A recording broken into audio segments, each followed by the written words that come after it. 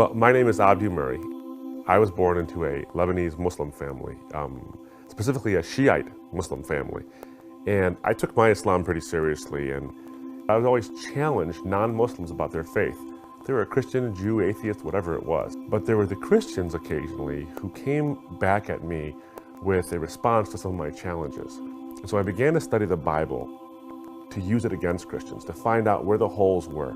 So I decided to study to see if it actually is historically verifiable whether or not Jesus died on that cross and rose from the dead. Well, I was sitting in the den of my parents' home, and I had been studying this stuff now for quite some time, hours and hours on end, for days and days on end. And on the left side of me was all these books and articles and sticky notes and whatever it was for Islam. And other worldviews too that contradicted the resurrection. And then on the right side of me was all the evidence for Christianity, for the gospel, for the Bible, but specifically about the resurrection. And playing on a computer behind me was a debate between a Christian and a Muslim about whether or not Jesus rose from the dead. So I was surrounded by the evidence in quite the literal sense. And then I realized something. The opponents of Christianity are starting to concede some of the historical facts that lead you to the conclusion that Jesus was in fact raised. And I'm a lover of evidence. I'm a lawyer by trade, and when you look at all the facts, you see that they add up. I had seen all the objections to it, but none of them worked. None of them, and I wanted them to. I wanted the resurrection to not be a historical reality, but I had intellectually believed that it was, that he died on that cross, that he rose from the dead. I believed that in my mind. It was just a fact I couldn't run away from anymore.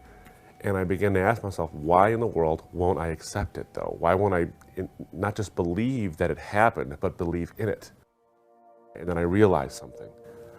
All the things I could lose, whether it was identity or family or relationships that I had, I feared losing by a decision to follow Jesus because he did in fact rise from the dead. I felt that that cost was too much for me. I couldn't pay that. And I realized at that very moment that that's why I wasn't a believer, not because I couldn't believe it in my mind, but because I wouldn't believe it in my heart.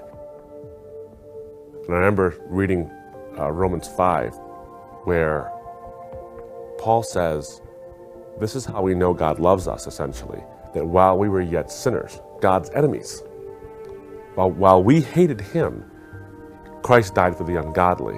When I realized that, I saw the historical realities of it, that Jesus, bloody, tattered, beaten, swollen on that cross, paid a price. But I was going to say, sorry, not good enough. When I realized that my own seemingly petty costs were keeping me from accepting that, is when I decided that this single truth is the most important truth you can communicate to somebody else. And so I really do feel this is worth giving your life for, and I actually have. Well,